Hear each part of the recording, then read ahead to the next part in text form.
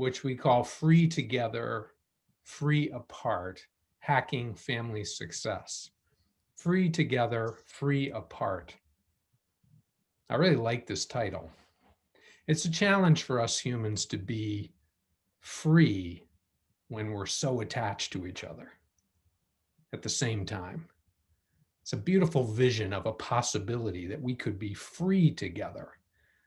And in order to be free together, we have to be apart. We have to be separate in some kind of interesting, deep way. And boy, this today is a perfect day for us. Eric, would it be fair to say that you are invoking the Vermont motto, freedom and unity? How do we embrace those dual goals of freedom and unity? Yes, thank you, Nordbro. Putting it in the big perspective. So today is quite a day to be having this conversation. It's a very meaningful day in the country where many people are in a state of emotion. There's grieving going on about the state of things. And what a day that makes it perfectly clear that we Americans do struggle to live with each other. I was thinking about this mysterious fact of the splitting of the votes during this election being so precise, 49.8 to 50.02 or whatever. When my brother and I would split chocolate chip cookies, we never split them that precisely. And in the meeting we're going to be having soon, which I'll tell you a little bit more about on polarization leadership, we might have the opportunity to ask Dr. Matthew Dickinson of Middlebury College, why is that split could be so precise? So often the best thinking about such things emerges later in the story, not right after it happens. I think you could do worse if you were a person who was trying to deeply understand such things, to be sitting here with us in this meeting today. Because it's a story about a very creative individual's work, effort, thinking, actions to overcome such kinds of divisions that appear in families and certainly in family businesses. And that person is someone who's well known to some of you, unknown to others, because we have people on this call from around the country. Welcome. Others who are here from our local area in Vermont will have heard of Ernie Pomerleau. Welcome, Pomerleau. Thanks. This is scary. Since I know Nord and Will and Dennis, I'm going to have to tell the truth now. And oh God, and now I got, hi, Suzanne. So you're hearing the fact that Ernie Pomerleau has some very old friends on this call, including Nord Brew, the founder of Brugger's Bagels, and his wife, Suzanne. Yeah, by the way, Suzanne and Nord got me into this. I just want you to know they're to blame. They're to blame for Ernie meeting me. Yeah, that's right. So, yes, which Ernie, that's a mixed blessing. Yes, it is. Yes, because you may recall some annoying conversations we had early. This would probably be about 2016, I think. Yeah. Do you remember how annoying I was? Yes. You remember it very well. I remember exactly how annoying you were. Tell me, how annoying was I, Ernie? You mean when you asked me what my trigger was? So tell them about it. So we started it off. Nord and Suzanne have done a lot of work with Eric over the years, and I was going to start years and years ago, and I postponed it and did a bunch of other stuff. And then we got together for dinner one night, and I was talking to them about how I was, going through this issue with my family. I've got 23 nephews and nieces and 8 siblings and on, and I was going to go through this transition and what to do. So anyway, they brought up Eric again and Bowen systems and how to deal with it in that context. So we got together, and the first thing he said, I said, well, I'm working through my thing with my father. He's I'm going to be almost 100 here. And I've got a big family and I've got a big company and we're going to have to do this transition. And he said, so what's the trigger? I won't use the expletives, but I said, well, the guy is it's challenging, let's say, and I'll leave the expletives out. This And, guy being his father. my father. And I remember him smiling. And I realized shortly thereafter, and I think Nord brought this up with Susanna one time, you know, it's never the externals that you have to deal with, it's all the internals. And so I then spent a few years going through this labyrinth of the Bowen system, only to find out that what I was going to start with was to figure out, when my father died, how I was going to deal with this massive family with tons of personalities. Dennis Voigt is our accountant with Will, and he knows this episodic event better than anybody. But so anyway, I was anticipating that I was going to have to spend an inordinate amount of time managing this huge family with different personalities, different expectations, and the like. Well, come to find out, I really wasn't dealing with just my father, with just my family. I was dealing with my whole entire perception about differentiation and triggering. And so when I So you realized think that it was you all the time? It was you all the time, Pomerleau? yeah, I know, I It hate was that. you, Pomerleau. I really hate that. So the bottom line is it wasn't. Forgot the part where you wanted to wipe the smile off my face. Yeah, I wanted you to go Why away. didn't you tell them? Yeah, you told, when I learned it was all about me, I wanted you to go away. So Let me give them a little bit. Some of the folks on this in this meeting don't know. I'm going to give a 2-minute here on. oh God, where'd you Just get a this wonderful stuff? picture of Ernie Pomerleau when he was receiving a wonderful award from the government of France for that is only given. It's a French Legion of Honor, and it's only given to people who have served the American-French interaction process for many, many decades, 20 years. I love this picture of Ernie. Here's another picture of that family he mentioned. Ernie, you want to give us the 20-second on this picture? Sure. When you're the oldest of 10 kids and 8 of them are women, you learn another modality of survival. So I was the oldest. The youngest is where'd she go? Yeah, well, she's in the far right with the dogs. But this was done years ago. I lost 2 sisters since.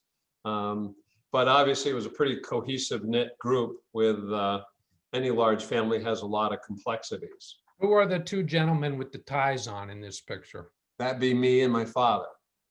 His father, Antonio Pomerleau, or Tony Pomerleau, who's who in the tri-state. Here's a picture from quite a while ago. Oh God. So you can see this is a well-known family business in this area.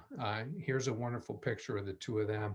Antonio is probably close to 100 in that picture. Just a few years ago. Here you can see just one little example of the beautiful things that this family has been doing for this community for a long time. This is our new CA building. You should have seen the old one, and it's got their name on it for a reason. Here's Ernie's father, Antonio, with the director of the YMCA, Kyle Dodson, who we love in this community. Their name's on the police building too, the new police building. And here's a picture of Antonio with his nephew, Patrick Leahy, Senator Patrick Leahy, one of the most senior senators in the United States. Yes, he's now about to become Senator Pro Tem again. Yeah, and that's Ernie's cousin-in-law. Ernie's first cousin is Marcel Leahy, a person of great integrity who's celebrated in this state. And we have Antonio talking with the other side, well, not the other side, the same side, but a further direction on the same side with the well-known Bernie Sanders. So the family has been supporters of people who are trying to do good things in this state for a long time. So that's my yeah, with Bernie, by the way, we started, Jane was the director of the youth council when Bernie first came as mayor of Burlington. And 40 years ago, they wanted to do a special Christmas party for children in need and families in needs. And we just celebrated our 40th year of doing that, having served over 20,000 people. Yeah, so Tony Pomerleau had a wonderful brand in this state, and he passed away. What is it now, Ernie? 3 years? 3 years. Well, February will be 3 years. Yeah. Lived to be 100, and I'm so grateful for Ernie. I'm really grateful to you for coming and being willing to talk a little bit candidly about this story. I had the privilege of being on a 5-year journey with Ernie where he did what he just teed up. He talked with me and thought together with me about how could he lead a very challenging family emotional process. And I'm gonna interview Ernie about that now for about 15 minutes before we give you a chance to talk together and try to put it in a nutshell. And yeah, so I want to say, this Ernie, we've said before in our conversations, there's a Shakespearean dimension to your story. Here you are aboard the oldest son of a person who becomes very famous in Vermont, has almost like a Santa Claus level of stature in the community, your father, right? Mhm. And as you mentioned, this long tradition, part of his brand was giving. He was known as a giver, meals like you just talked about, and built the largest real estate company in the state, commercial real estate company, along with the help of his son, who was along the whole journey with him for many, many years. And, like with many family businesses, behind the scenes, kind of a different story, right? Yep. How would you summarize the challenge of being in that position? Well, because you've asked, I mean, a little history that most people don't know. 30 years ago, I quit. We were not able to tolerate, I was not able to tolerate the narcissism that, it was a two-headed horse. And you get to a point where an individual in your life may be your mentor. And then at some point, you kind of want to sprout your own wings. And when that's somewhat suppressed, you kind of have to make some choices. You get condensed or you move on. So we found a way to make it look storybook from the outside, but I incorporated a company which became the property management company and no longer worked for him. I worked for my own company and became the property manager. But to the outside world, it looked like we were all one company. So you kind of have to modify your approach as everybody experiences in their personal lives and their corporate lives, different challenges, and you either figure them out, you get suppressed, or you move on, or you reinvent yourself. So there you were trying to adapt to a challenging situation. Yep. Right. Often one of the ways was quitting the business. Yep. Perhaps some of us can sense in that little detail the level of tension that was probably there. And also the observant members of our group noticed that you used the N word to describe him, narcissist.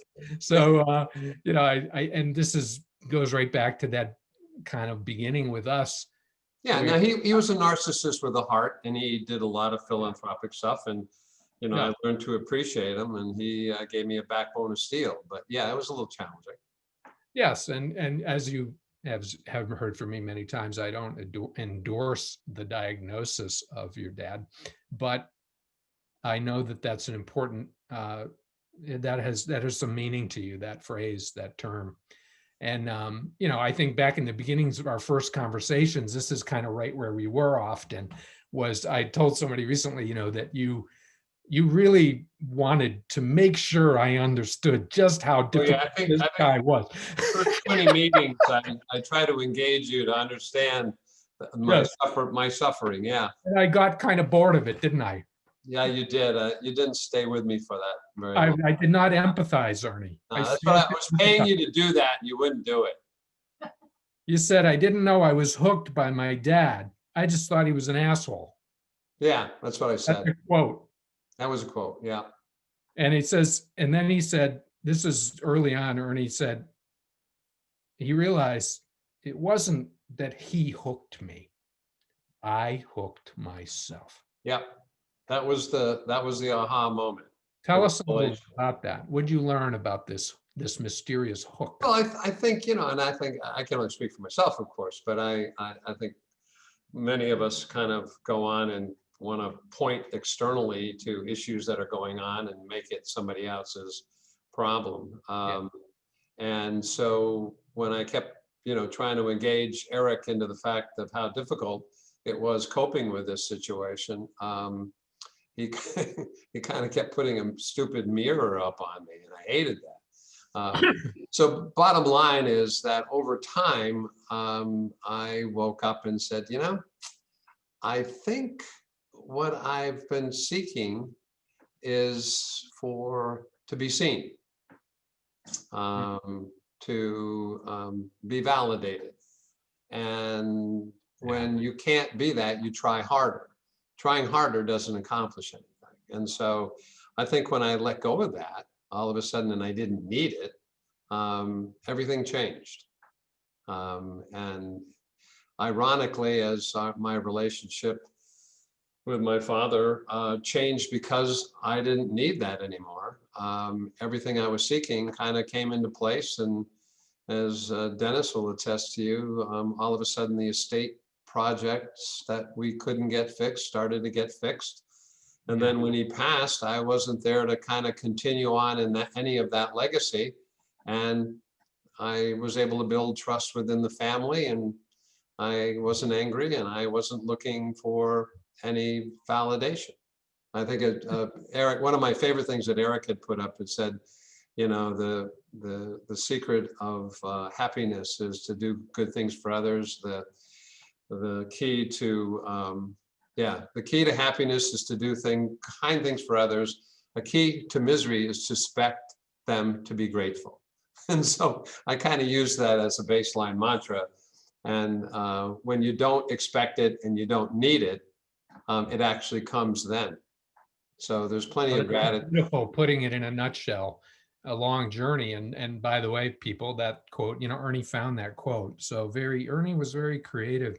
They don't always come out this good, Ernie. I mean, this one really, there was a very special outcome. But I would say you engaged in a disciplined effort to figure out, to take responsibility for the hook, as we've been discussing, and that this thing you just shared, I mean, let's just pause on that and think about it for a sec, that you explored this hook and found that the DNA of it, somewhere in the DNA of it, was this need to feel like seen by him. And what, to be appreciated, seen, understood. And Well, I think very powerful, right? It's just so fundamentally human. I think it's fundamental in every human being to be validated. But it's like with so many things in life, too much of a good thing. So this thing was tangling up your experience of your father. Yep. Can you just take us into that a little, put some flesh on that?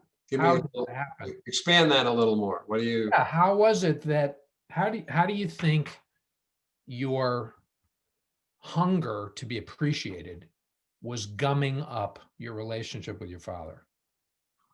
Well, it was gumming up me. So therefore it was gumming up the relationships. I perceive myself, doesn't mean it's real, but I perceive myself as, being able to negotiate myself through just about anything, to run things, to control things, to do whatever. And I've always felt that, for some reason I wasn't able to do it in this particular instance. So I thought maybe my delivery was not correct with him. It was my company. I was running the whole show for 30 years. He still had attachments to a great deal of stuff. And the expectation was, he would eventually appreciate and see me. That's kind of a human, father-son thing, trying to find that. When it never came, it was sort of like a carrot on a stick. We all tend to, what's that? There's an old saying, can you determine the difference between what you wish to be true and what you know to be true? Oftentimes we don't. We keep wishing and hoping. And so it wasn't until I realized that that was not going to be accomplished in this lifetime, or so I thought, and that it really wasn't critical. I had to go on my own path and do my own thing and figure it out on my own. And ironically, when I no longer sought that out or was angered by not having it, it came. So, how did you do that? How did you reduce that hunger?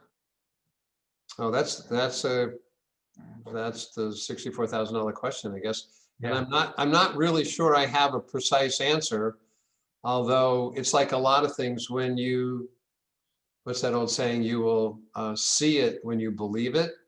I woke up one day and realized that that was my hook. That I was angry that I wasn't seeing it. I was convinced I could accomplish that goal.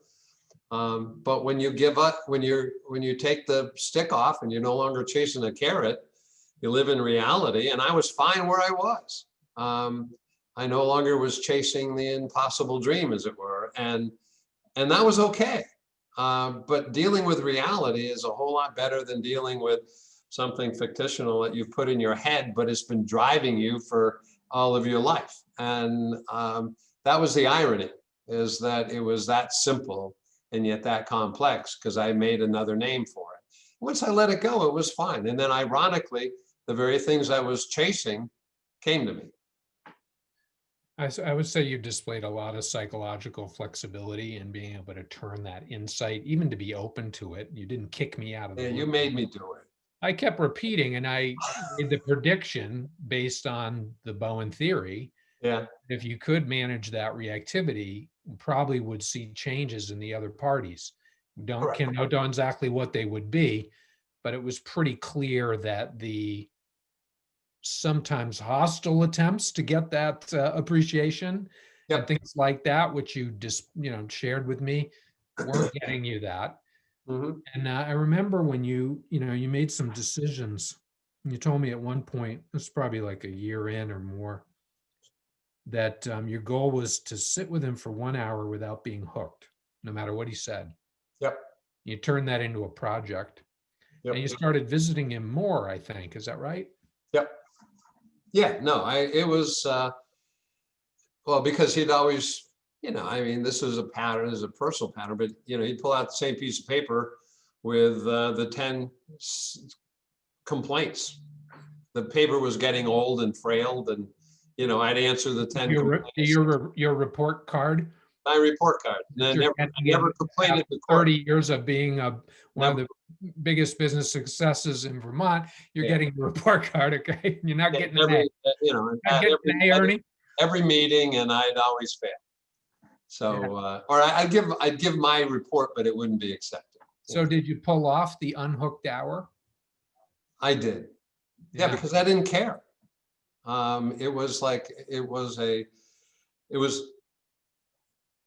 Ironically, here's a gentleman that this is where it gets personal and deep, but it's all true because we all have personal and deep experiences. Dad had been in a body brace from the time he was 3 to 9, right? And he'd fallen down the stairs as a baby. He lived in a place in northern Vermont on a farm. And I think we could say he didn't grow up wealthy. No, he was very poor. And French Canadian immigrant in northern, right up by the border. Yep. And so Canada. Yeah, and so here's a man that, I see Steve's from the area. We've got some Canadians on the call. So anyway, the bottom line is that here's a baby that has to wear a metal brace before plastics, before fiberglass. And from the time he was 3 to 9, he basically disassociated any of his memories. He was a person without playmates. His brother was 10 years older and was on. His father was desperately trying to running a farm, and his mother was sort of detached. So here's a person for 6 years that was the forgotten child. And, and he wanted to be seen and spent his life putting his names on buildings and, getting into press and doing a bunch of stuff to try to be seen. But like fat people are always fat, people that are not seen never felt seen. So ironically, here I am on my own little mission, trying to be seen by a person that isn't seen himself, so can't see me. So it was an appreciation of a journey of two complex karmic beings trying to find a pathway back to resolving a karmic contract. And so as time went on, I realized I started to appreciate his life and its complexities and how hard it was. I thought it was something that just gave him, a really hard spine and made him tough and mean, whereas it really made him very frail and afraid and just was a forgotten child and never wanted to be forgotten again. So his life was focused on not being forgotten and to try to be seen. And yet so busy trying to be seen, he couldn't see others. And so anyway, as I went through that, and your two comments etched into my cranium, which I didn't quite understand in the beginning, was an idea about how do you unhook? What does that mean? I didn't know. I had no clue. Or I thought I did. I told you. He was a AH, and that's all you had to know. And I had to get you to understand that. You didn't. So the other one is how to differentiate yourself. We often get so entangled with other people that the space between us becomes nebulous and we become each other in a strange, methodical way. So the journey for those few years was to get unhooked and to differentiate. But doing that process, I think I started to see his soul in a way that I never allowed myself to do because I was angry. Yeah. So, okay. So now let's tell him what. I don't know if I answered your question. Oh, you did, man. So that was a very beautiful, clear, and this has happened so many times that you and I have been talking, and I think, gosh, I wish we had this recorded. So I'd mentioned to you, I had that thought many times during our discussions that we should record some of this story. So here we are, Ernie.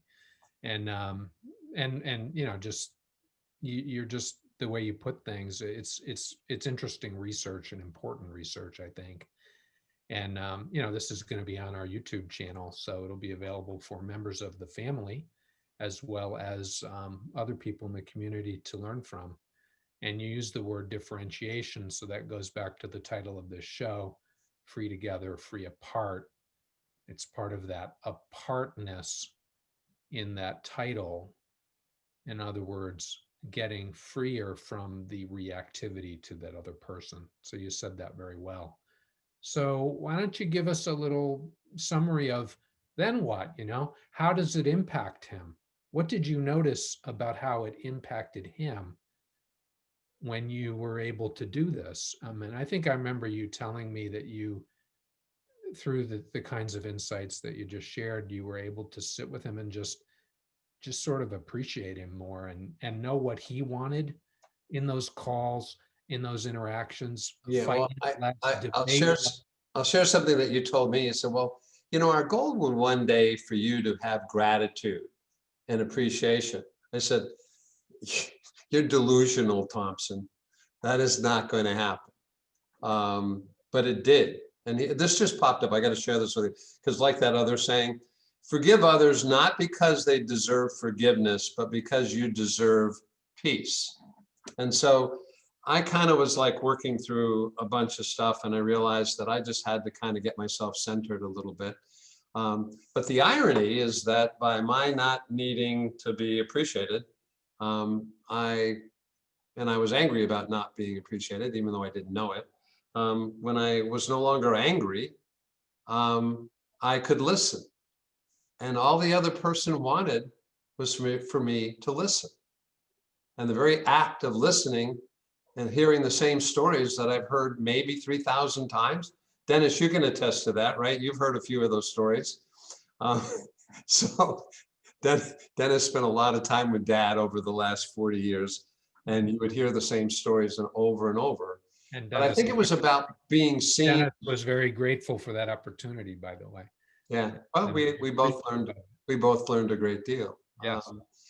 But I think the idea for me to be able to tolerate an hour of the same stories, and not listening to mine, had gotten to a breach point. But at that juncture, I was like, I'm going to listen to the stories. And by listening to the stories, he felt he was being heard. And then I had a chance to do a 100th birthday insert in the Burlington Free Press of 64 pages and presented it to him with the publisher, and with a million ads. It was really kind of cool. And remember, I was telling you about a person that needed to be seen. Well, he was seen in the paper. So there was a kind of a beautiful color book that did not have to happen, but did happen. And the ads were old friends and appreciators, people like Patrick Leahy and Bernie Sanders, and a lot of other business leaders expressing their appreciation for the man. So for the first time in his life, he felt seen. He felt heard. We all have insecurities and we all have issues, but this was a man that had come from nothing and climbed to the absolute top rung in the Vermont community, in acknowledgement and financially. So it seemed like he was impervious and had no weaknesses. Well, of course, we all have weaknesses, and we just don't show them necessarily. So anyway, it was just kind of what? How do you respond to the book? He cried. He probably read it 100. It was a paper in the beginning. We put it into a book later. He probably read it 100 times a day. It was his story from childhood. It was anecdotal stuff. It was interviews with people. It was 100, well, we call them ads, but they were celebrations and happy birthday. Like the chamber said, Vermont without Tony Pomerleau is like, Florida without sunshine. So it was those kind of cute things. And so, and people in gratitude, and business people, and a dozen people that had worked with him telling stories, and pictures of his childhood and his marriage and his family, and the whole thing. And so it was 64 pages. It was bigger than the Burlington Free Press for that Sunday. And we delivered it like the paper boy and put the insert on the outside like that was the whole Free Press, and went in with the family. So anyway, it was. What I'm thinking, Ernie, is in just a few minutes, I want to create a breakout experience for these folks. You touched on some themes that I think a lot of people are going to be able to relate to, and I like to do that in these calls, is give people the opportunity to get into a small group and just speak together for even 7 minutes. But before we do that, let's finish out this this very nice summary, I think, with one of the epic outcomes of this, which was, the way I think of it, is the Newport speech that summer before he died. Do I have that about right? Yeah. So do you remember the Newport speech the way I do, or? No, I do. Well, okay. You want to say it? No, you do it.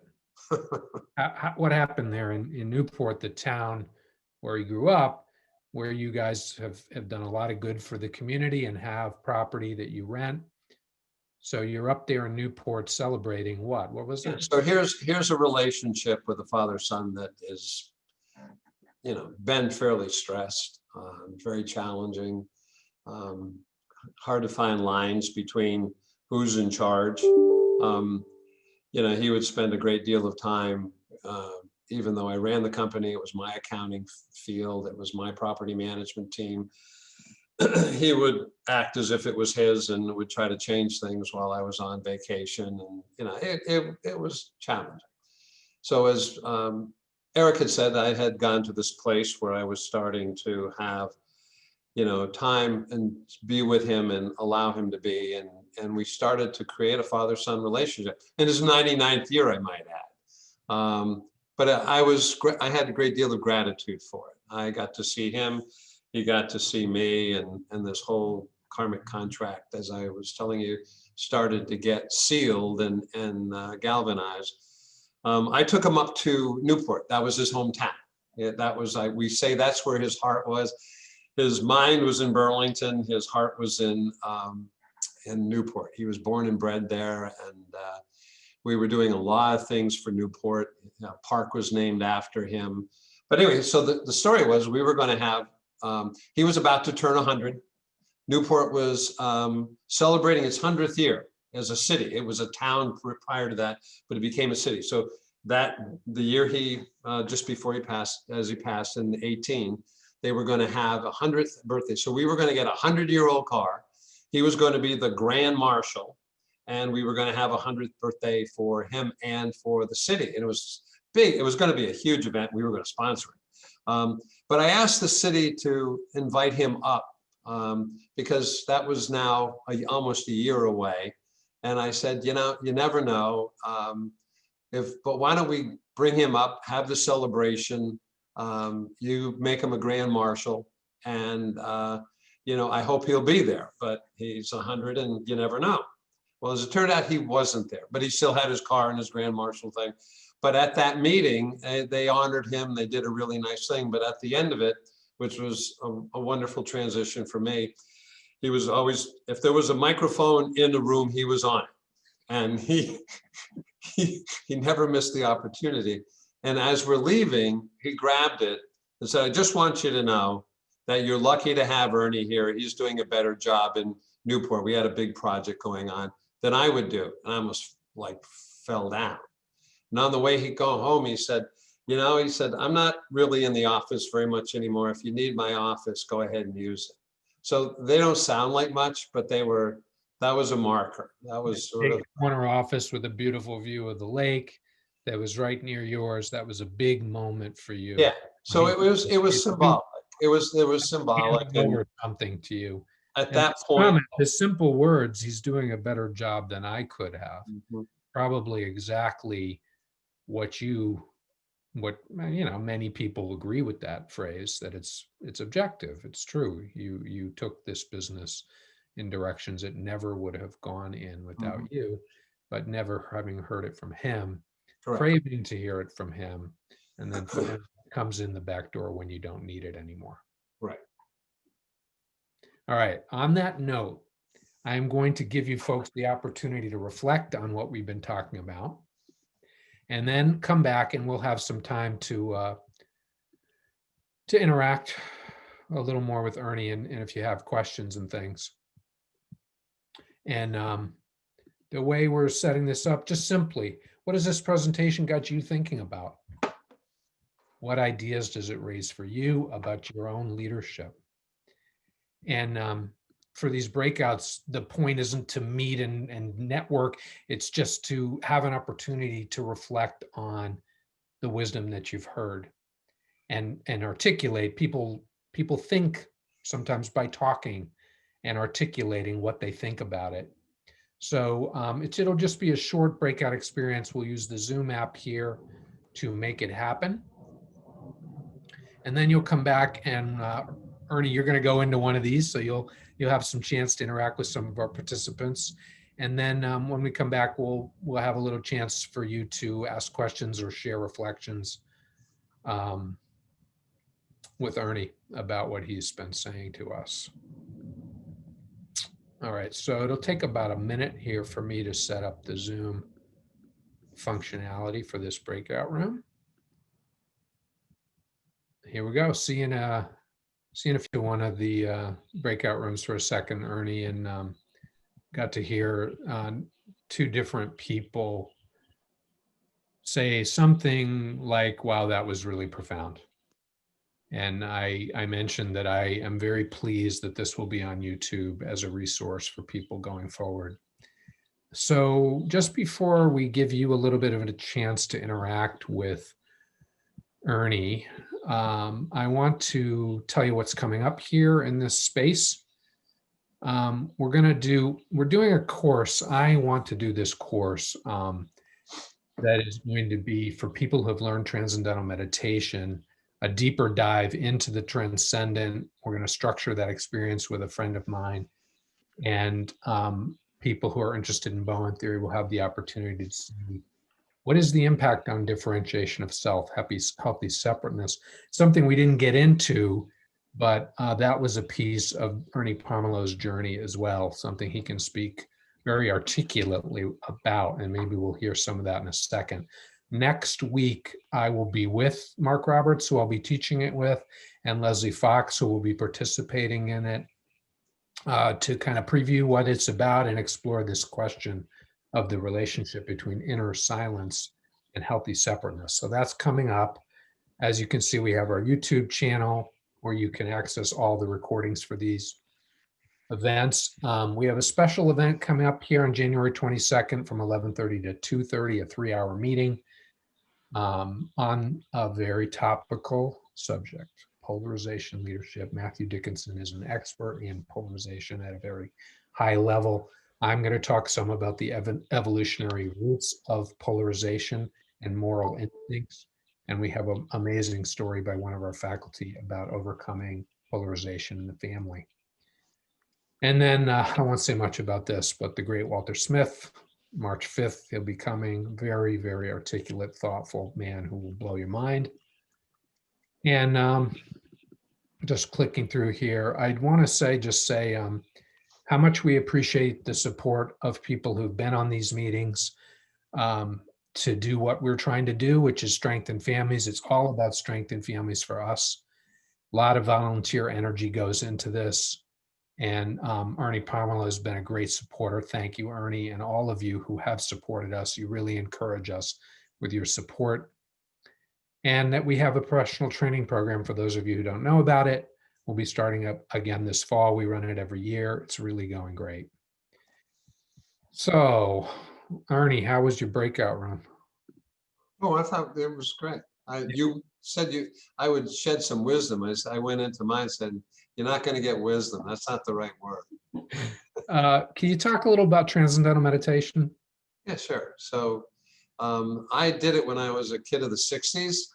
And then I kind of went off and did a bunch of other things and didn't stay with it. I did Tai Chi and yoga and a bunch of stuff. And so when I got back with Eric, because he's done so much and was engaged, he encouraged me to get back into it. And I met with Dr. Edwards, and I found that it was something that was a wonderful complement to this process. And there's a bunch of different types of meditation, and so I just kind of found that with a very busy mind and going 37 different directions at the same time, that my getting back into meditation actually had helped me settle into the business better and to this transition better.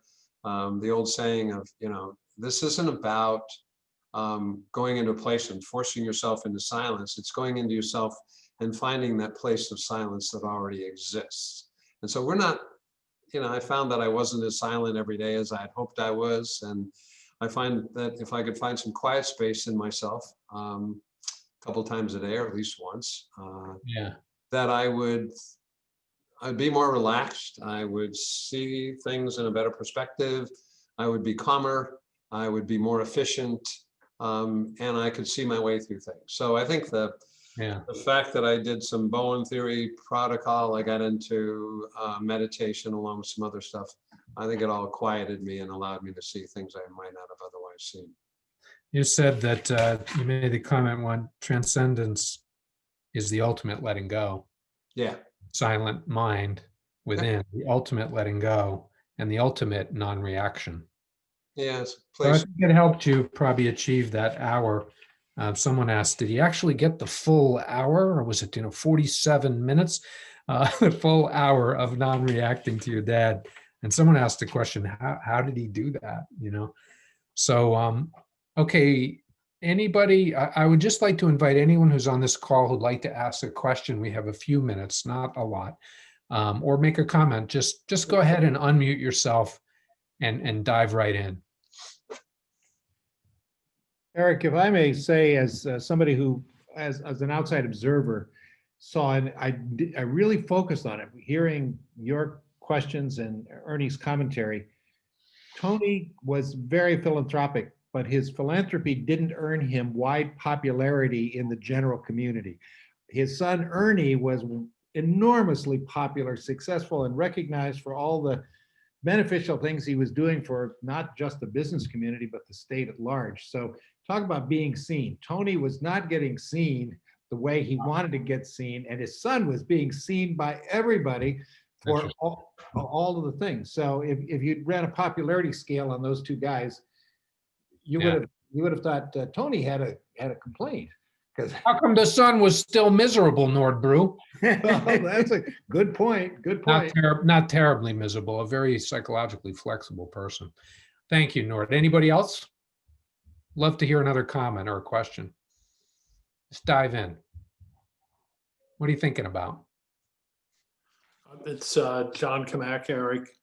Ernie, thanks a lot. I'm struck by the list that you and your dad had as kind of this organizing principle in your relationship, that there was some stuckness I was hearing around the list. So did the list ever go away?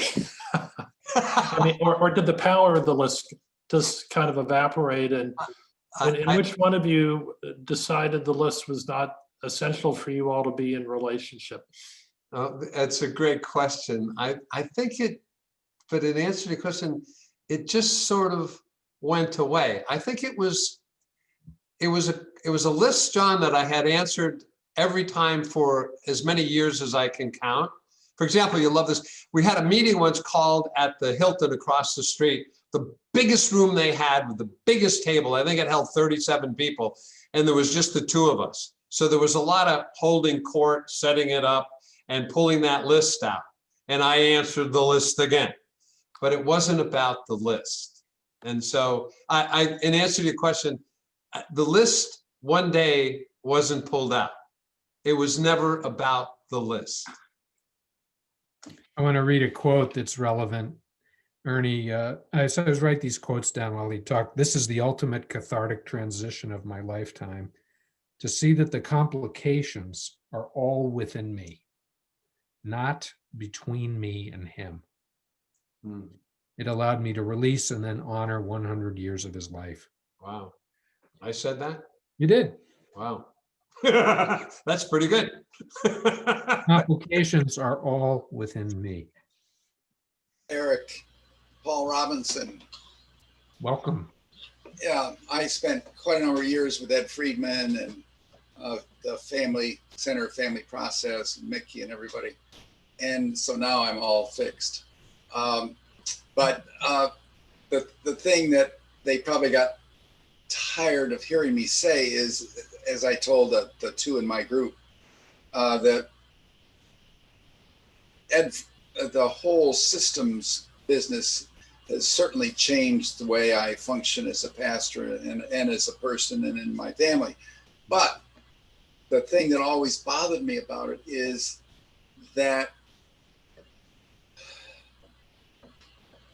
the only time that I find it most difficult to take advantage of that learning, the only time is when I need it. But when I really ought to, it would be helpful if I could, is the time that I realize I didn't use it. Yeah. And that's always been something that has bugged me. I get up from a phone call and my wife will say, yeah, you realize you never asked a question? You got hooked with, they said, Paul, what should I do? And in a counseling session, when that's the setting, I was really good at that. But so often I just don't take advantage of that awareness and knowledge. So here's what I'm going to do with that question as we close out. This is a very well articulated example of something that we have been hearing over and over again for 50 years in the Bowen Center Bowen theory community, that people find a tremendous value and also a hunger, a dissatisfaction, a feeling of, I wish I could just be it more fully and more consistently.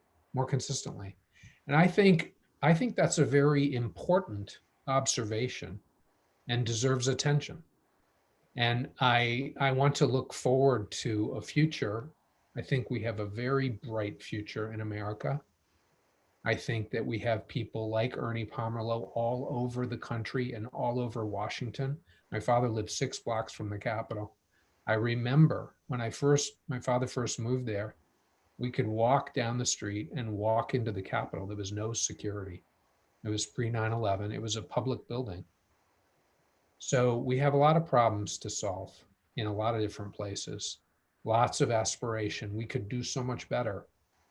And I think that's a great thing that we recognize that, and recognize that even with the process of learning differentiation, there's a lot to be done. So with that, I want to just thank you again, Ernie. That was really wonderful. Thank you so much for your openness.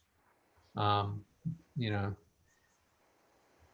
there's some clapping hands, and I hope you're feeling the appreciation. It was very generous of you to share your story. My God, we only got like 10% of it, right? There's so much more. Maybe we need to do this again. Sure. If you could stand it, Pomerleau. I can. I'm sure it wasn't enlightening, but it was my truth. All right. Thank you. Bye-bye. Thank you. Bye.